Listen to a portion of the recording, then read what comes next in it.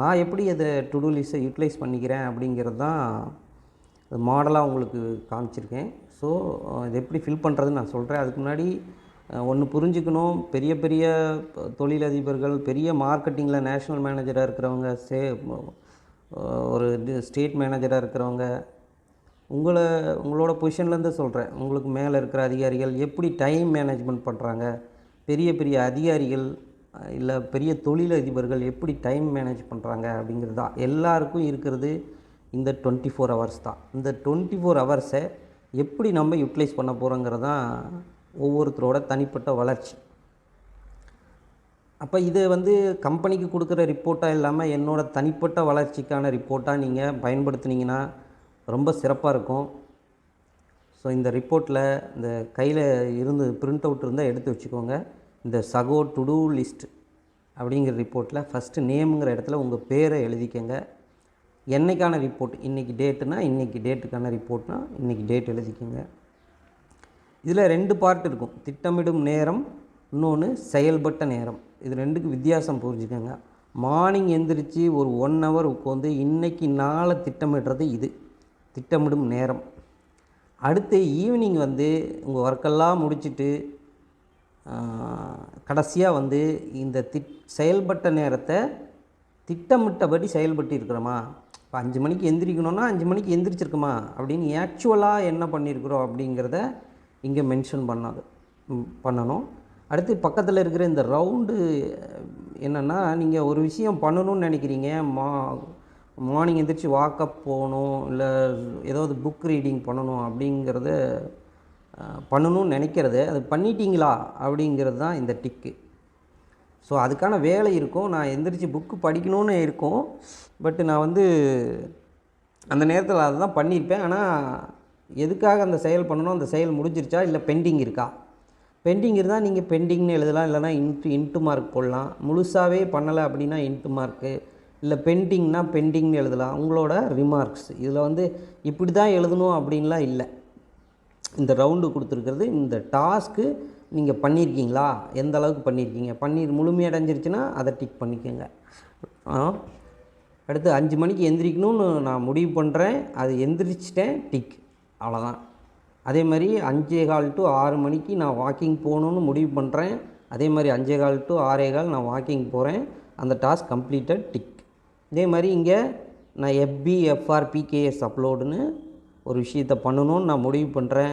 அந்த நேரத்தில் 11:15 to 10லேருந்து 3:30 வரைக்கும் எனக்கு இந்த விஷயமே இழுத்துருச்சு. அதனால் இந்த FB FR PKS அப்லோடு என்னால் பண்ண முடியல. அதனால் ரைட் டைம் பார்த்திங்கன்னா நான் 12 to 1 இன்டர்வியூ ஃபார்ம் ரெடி பண்ணணும், இண்டீடில் போஸ்ட் பண்ணணும் நான் பிளான் பண்ணேன். பட் இங்கே 3.5 மணி நேரம் இழுத்ததுனால என்னோடய ப்ரோக்ராம் இதெல்லாம் முக்கியமாக முடிக்க வேண்டிய பணிங்கிறனால நான் 6:30 to 9. ஸோ இங்கே 1 ஹவர் தான் ஒதுக்குனேன். பட் ஆக்சுவலாக பார்த்திங்கன்னா கிட்டத்தட்ட 2.5 மணி நேரம் ஆயிருக்கு. ஸோ இந்த மாதிரி நீங்கள் உங்களோட டெய்லி அசைன்மெண்ட்டில் ஒரு சின்ன பேப்பரில் எழுதி வச்சுக்கிட்டு இங்கே எழுதணும். சும்மா இங்கே டைரெக்டாக எழுதிடக்கூடாது. காலையில் எழுந்திரிச்சோடனே எப்படின்னு எழுத ஆரம்பிச்சிடக்கூடாது. ஒரு பேப்பரில் நீங்கள் என்னென்ன ஒர்க் இருக்குதுன்னு ஃபஸ்ட்டு எழுதி வச்சுக்கிட்டு, அதுக்கு எவ்வளோ நேரம் செலவு பண்ண போகிறோங்கிறத எழுதி வச்சுக்கிட்டு, அதுக்கப்புறம் எந்தெந்த நேரத்தில் அதை செய்ய போகிறோங்கிறத பண்ணணும். அதெல்லாம் பண்ணிவிட்டு நீங்கள் கடைசியாக தான் இதில் எடுத்து எழுதணும். ஸோ இதுக்கு முன்னாடி நீங்கள் ஒரு ஒர்க்கிங் பண்ணணும். அந்த ஒர்க்கிங் பண்ணிவிட்டு தான் நீங்கள் பண்ணணும், இதை ஸ்டார்ட் பண்ணணும். அப்படி ஸ்டார்ட் பண்ணுறப்ப நீங்கள் காலையில் திட்டமிடும் நேரம் அப்படிங்கிற விஷயத்தை காலையில் எந்திரிச்சதுலேருந்து நைட்டு நீங்கள் தூங்க போகிற வரைக்குமே நேரத்தை திட்டமிடணும். இந்த ரிப்போர்ட் முழுக்க முழுக்க பர்சனல் ரிப்போர்ட், நாட் அ பிஸ்னஸ்க்காக யூஸ் பண்ணுற ரிப்போர்ட் இல்லை. முழுக்க பர்சனலும் ஆகும். ஃபேமிலிக்காக நேரம் ஒதுக்கிறது, இல்லை ஃப்ரெண்ட்ஸுக்காக ஒதுக்கிறது, இல்லை நம்ம சோசியல் மீடியா, மூவி போகிறது, இந்த மாதிரி எல்லா விஷயங்களும் இந்த ஒரு நாளுக்குள்ளே என்னென்ன பண்ணுறோமோ அதை அடக்குங்க. கம்பெனிக்கு நீங்கள் ஃபோட்டோ எடுத்து அனுப்புறதுனால அந்த மாதிரி விஷயங்களாம் ஹைடு பண்ணிவிட்டு personal work, personal hour, family hour அந்த மாதிரி மென்ஷன் பண்ணிக்கோங்க. நீங்கள் அந்த நேரத்தில் என்ன பண்ண போகிறீங்கன்னு நிறுவனத்துக்கு தெரிய வேண்டாம். பட் அந்த நேரத்துக்கான திட்டம் உங்களுக்கு இருக்கா? 6 to 6:30 பர்சனல் ஹவர்னால் அதை முடிச்சுட்டு 6:30க்கு உங்களுக்கு அடுத்த டாஸ்க்கு நீங்கள் வந்துடணும். ஸோ அந்த டைமிங் அலாரம் உங்கள் மைண்டில் அடிக்கணும். இதை பழக உங்களோட கட் ஆஃப் டைம் இந்த 5:15 டு 6 மணி. நான் 6 மணிக்கு உங்களுக்கு கரெக்டாக ஞாபகம் வரும் அடுத்த டாஸ்க்கு. அந்த அளவுக்கு நீங்கள் ப்ராக்டிஸ் ஆகிட்டிங்கனாவே உங்கள் வெற்றியை யாராலையும் தடுக்க முடியாது. ஸோ இப்போ விஷயத்துக்கு வருவோம். காலையில் எந்திரிச்ச உடனே நீங்கள் ஒரு ஒரு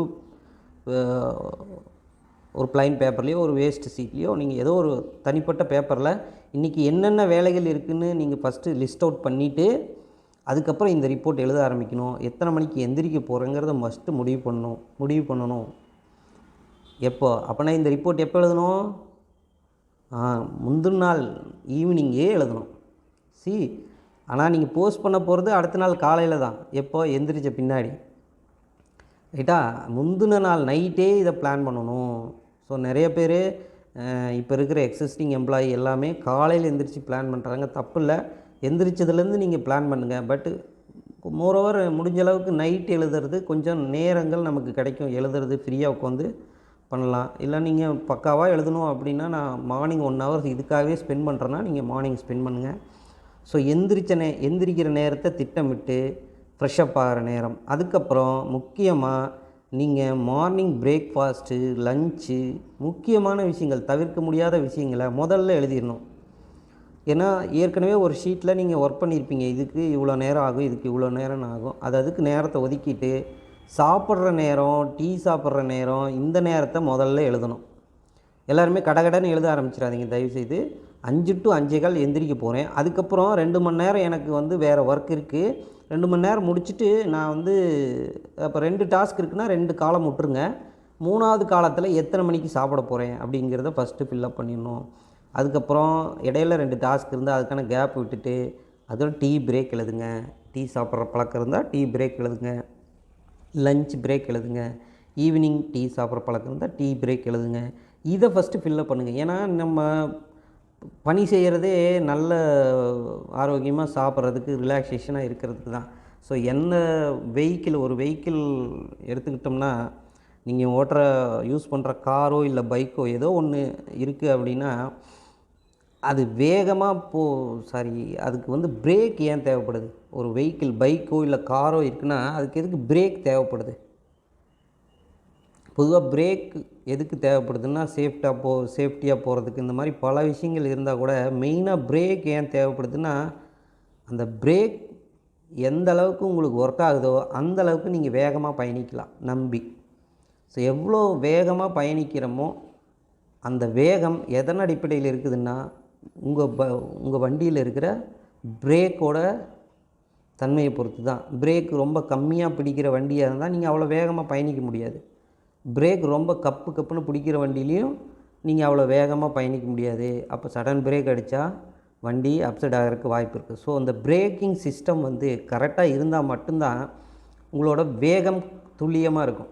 அப்போ அந்த பிரேக்கு கொடுக்குறது லஞ்சுக்கு, டீ சாப்பிட்றதுக்கு, ரிலாக்ஸேஷன் ஆகிறதுக்கான பிரேக்கு ஃபஸ்ட்டே நீங்கள் ஃபிக்ஸ் பண்ணிக்கணும். எப்படி நம்ம ஒரு பயணத்திட்ட ஆரம்பிக்கிறப்போ வண்டியில் பெட்ரோல் இருக்கா, பிரேக் இருக்கா, எல்லாமே செக் பண்ணணும் இல்லையா? அது மாதிரி நீங்கள் மார்னிங் உங்கள் ஒர்க்கை ஸ்டார்ட் பண்ணுறதுக்கு முன்னாடி இதெல்லாம் செக் பண்ணிக்கணும். டீ பிரேக், ஃப்ரெஷ்அப் ஹவர்ஸ்ன்னு சொல்லுவாங்க. ஃப்ரெஷ்அப் ஆகிறதுக்கு அந்த மாதிரி நீங்கள் இதை திட்டமிட்டுக்கணும் ஃபஸ்ட்டு. அதுக்கப்புறம் உங்களோட டாஸ்க் எழுதணும். இந்த டாஸ்கில் என்னென்னலாம் வரணுன்னா உங்கள் ஃபேமிலி வரும், ஃப்ரெண்ட்ஸ் வரும், எல்லாருக்கும் நேரத்தை ஒதுக்குங்க. தயவுசெய்து இதில் ஒன்றும் ஃபேமிலியாக இதில் மென்ஷன் பண்ணணும்னு அவசியம் கிடையாது. பட் இதுக்கான நேரம் உங்களுக்கு இந்த பர்சனல் ஹவர் 7 to 9:30னா இதுக்குள்ளே தனியாக ஒரு ஷீட் எழுதி இப்போ பர்சனல் ஹவரில் இவருக்கு ஃபோன் பண்ணணும், ரிலேஷனுக்கு ஃபோன் பண்ணணும், ஃப்ரெண்டுக்கு ஃபோன் பண்ணணும், இல்லை ஃப்ரெண்டு வீட்டுக்கு போகணும், ரிலேஷன் வீட்டுக்கு போகணும், ஒரு ஃபங்க்ஷனுக்கு போகணும், ஒரு சினிமாவுக்கு போகணும், ஏதோ ஒன்று அது இருக்கட்டும். பட் அந்த 7 to 9:30க்கான திட்டம் உங்கள் கையில் இருக்கணும். இதை விரிவாக எழுதின பின்னாடி இதுக்குள்ளே ஒவ்வொன்றுக்கும் திட்டம் கரெக்டாக இருக்கணும். அந்த திட்டத்தின்படி நீங்கள் செயல்பட்டால் எல்லாருக்கும் நேரம் ஒதுக்கலாம். நீங்கள் ஒதுக்குற நேரம் போக வேறு ஒருத்தர் அன்னெசரியாக வந்தால் அதை தவிர்க்கவும் பழகிக்கணும். இப்போ நான் 10:30 to 11 new SO interview working அப்படின்னு ஒரு விஷயம் ஆரம்பிக்கிறேன் அப்படின்னா, இப்போ நான் பிஸ்னஸ் விஷயமாக பண்ண போகிறேன் அப்படின்னா இந்த இடத்துல நான் டேபிள் ஒர்க் தான் பண்ண போகிறேன். ஸோ எனக்கு எந்த டிஸ்கஷனும் இருக்கும். ஒருவேளை நான் ட்ராவல் மென்ஷன் பண்ணியிருந்தேன்னா இங்கே உங்களுக்கு காட்டுற இந்த இதில் ட்ராவலே கிடையாது. ஸோ ட்ராவல் மென்ஷன் பண்ணியிருந்தேன்னா உங்களுக்கு ஹையர் அஃபீஷியல் இருப்பாங்க. ஸோ 10:30 to 11:30 ஒரு ட்ராவல் பண்ண போகிறேன்னா அந்த நேரத்தில் அஃபீஷியலாக உங்களுக்கு கால் வராமல் தவிர்த்துக்கலாம். இல்லை நீங்கள் இன்ஃபார்ம் பண்ணலாம், நான் வந்து 10:30 to 11:30 ட்ராவலில் இருப்பேன் சார், கால் வேண்டாம் அப்படி நீங்கள் குரூப்பில் அழகாக போடலாமே, ஒரு தப்பும் கிடையாது. அதேமாதிரி 7 to 9:30 என்னோடய பர்சனல் ஹவர், நீங்கள் குரூப்பில் போட்டோன்னே உங்கள் ஹையர் அஃபீஷியல் யாராக இருந்தாலும் இதை பார்த்துட்டு உங்களை டிஸ்டர்ப் பண்ண மாட்டாங்க அந்த நேரத்தில். அதுதான் நம்மளோட ரிப்போர்ட்டோட மெயின் மோட்டோ. ஆனால் இங்கே ஒர்க்கிங் ஹவர்ஸில் உங்களுக்கு ஒர்க் பண்ணுற நேரங்களில் கூப்பிடணுமா வேண்டாமாங்கிறது நீங்கள் தான் இதில் தெரியப்படுத்தணும். அதுக்கான ரிப்போர்ட்டு தான் இதில். நூற்றுக்கணக்கான விஷயங்கள் கொட்டி கிடக்கு. இது ஒன்றையும் ஃபாலோ பண்ண நீங்கள் ஒவ்வொரு 5 மினிட்ஸ்க்கும் நீங்கள் எழுத ஆரம்பிப்பீங்க. ஃபஸ்ட்டு ஒரு 1/2 hour 1 ஹவருக்கு எழுதுறோம் இல்லையா, அடுத்த ஒவ்வொரு 5 மினிட்ஸ்க்கும் நீங்கள் எழுத ஒரு நிமிஷத்தையும் நான் எவ்வளோ பக்காவாக பிளான் பண்ணி பண்ணுறேங்கிறது தான் பெரிய பிஸ்னஸ் மேனோ உயர்ந்த இடத்துல இருக்கிறவங்களோ ஃபாலோ பண்ணுற முக்கியமான ரூல். இதை நீங்கள் எந்த அளவுக்கு ப்ராப்பராக ஃபாலோ பண்ணுறீங்க அப்படிங்கிறது உங்கள் பர்சனல் க்ரோத்துக்கு உதவுமோ ஒழிய கம்பெனியோட க்ரோத்துக்கு ஒரு 50% உதவினா கூட உங்களோட பர்சனல் க்ரோத்துக்கு இது 100% உதவும். ஸோ இந்த டு டூ லிஸ்ட்டு தான் ஃபஸ்ட்டு நீங்கள் கையில் எடுக்கணும். இது காலையிலேருந்து ஈவினிங் வரைக்கும் நீங்கள் என்னென்ன பண்ண போகிறீங்கிறதுக்கான விளக்கங்கள். ஸோ காலையிலேயே நீங்கள் இதெல்லாம் ஃபில்அப் பண்ணிடுறீங்க. எகைன் என்னென்ன ஒர்க் பண்ண போகிறேன்னு இதில் எழுதிடுறீங்க. டீலரை பார்க்க போகிறோன்னா டீலர் மீட்டு, ட்ராவல் பண்ண போகிறீங்கன்னா ட்ராவலு, சோஷியல் மீடியா பார்க்க போகிறோன்னா அட்லீஸ்ட் அதுக்கு ஒரு 5 மினிட்ஸ் ஒதுக்கிட்டு பாருங்கள், தப்பு இல்லை. சில நேரங்கள்லாம் நம்ம மிகப்பெரிய ட்ரெஸ் பஸ்டர், நமக்கு இருக்கிற டென்ஷனை குறைக்கிறது இன்றைக்கி சூழ்நிலையில் சோஷியல் மீடியா ஒரு மிகப்பெரிய பங்கு வகிக்குதுன்னு சொல்லலாம். அதனால் ஃபேஸ்புக்கில் இருக்கிறதோ இல்லை ஒரு யூடியூப்பில் ஒரு வீடியோ பார்க்குறதோ தப்புன்னு சொல்ல, பட் அதுக்கு ஒரு லிமிட் இருக்கணும். ஸோ அதை ஃபிக்ஸ் பண்ணுங்கள். நான் வந்து ஒரு டீ சாப்பிட்றப்போ ஒரு 10 மினிட்ஸு யூடியூப் பார்க்க போகிறேன் அப்படின்னா அதுக்கு ஸ்பெண்ட் பண்ணுங்கள், அதை எழுதி வைங்க, தப்பு கிடையாது. பட் நம்ம ஸ்க்ரோல் பண்ண அது டைம் லிமிட் இல்லாமல் போகிறது தான் இங்கே தப்பு. ஸோ எல்லாத்துக்கும் இடம் கொடுங்க, அளவாக கொடுங்க அப்படிங்கிறது தான் நோக்கம். ஸோ வந்து தெளிவான விளக்கங்கள் எழுதிட்டு அடுத்தது ஈவினிங் வந்து நீங்கள் உங்கள் பணியெல்லாம் முடித்த பின்னாடி அடுத்த நாளுக்கான டு டூ லிஸ்ட் எழுதுறதுக்கு முன்னாடி இன்றைக்கான ரிப்போர்ட்டில் நம்ம என்னென்ன விஷயங்கள் பண்ணணும் அதை வந்து நீங்கள் இப்போ இதை ஃபில்லப் பண்ணுறப்ப காலையிலேருந்து ஈவினிங் வரைக்கும் உங்களுக்கு டைமிங் தெரியாது. ஸோ இந்த பேப்பர் எப்போவுமே உங்கள் பாக்கெட்டில் இருக்கணும், பாக்கெட்டில் தான் இருக்கணும். ஒவ்வொரு டாஸ்க் முடிகிறப்போ இந்த டைமிங் மென்ஷன் பண்ணணும். ஏன் அப்படி சொல்கிறேன்னா, இப்போ எனக்கு வந்து பார்த்திங்கன்னா நான் வந்து இது பழக்கப்படுத்திட்டேன், அதனால் சொல்கிறேன். எனக்கு வந்து 6:30 to 8:30 ஒரு டாஸ்க் வச்சேன்னா 8:30க்கு அலாரம் கண்டிப்பாக அடிக்கும். நான் யோசிக்கவே தேவையில்ல. நைட்டு வந்து கடகடன்னு எழுதுவேன். இந்த ரிப்போர்ட் என்ன நேரத்தில் என்ன நடந்ததுன்னு கடகடன்னு எழுத முடியும். அந்த ப்ராக்டிஸ் உங்களுக்கும் வரும். எழுத உங்களுக்கு இந்த ப்ராக்டிஸு இந்த ஈவினிங் உட்காந்தப்போ உங்கள் மெமரி பவர் அழகாக இன்க்ரீஸ் ஆகும். காலையில் இத்தனை மணிக்கு எழுந்திரிச்சேன், இந்த வேலையை இவ்வளோ நேரம் செஞ்சேன் அப்படின்னு கண்ணை மூடிட்டு நீங்கள் டக்குன்னு எழுதலாம். ப்ராக்டிஸ் ஆகிற வரைக்கும் இந்த பேப்பரை பாக்கெட்லேயே வச்சுட்டு ஒவ்வொரு வேலையும் முடிகிறப்போ அந்த ஆக்சுவல் டைம் மென்ஷன் பண்ணிகிட்டே வாங்க. கம்பெனிக்கு நீங்கள் அனுப்புகிறப்போ இதே டைமை போட்டு அனுப்புறதுனால எனக்கு யூஸ் இல்லை, உங்களுக்கு யூஸ் இல்லை. இதை ப்ராப்பராக யூஸ் பண்ணுங்கள்.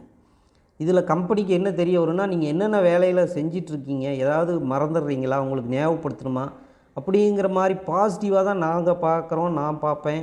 இடையில யாராவது தப்பு பண்ணால் கூட அது சரி பண்ணுறேன், சரியா? பட் இது பர்சனலாக உங்களோட மனசு சம்மந்தமான ஹெல்த் சம்மந்தமான விஷயங்கள் தான் இதுக்குள்ளே இருக்கணும். ஸோ இதை ஃபஸ்ட்டே சொல்லிட்டேன்.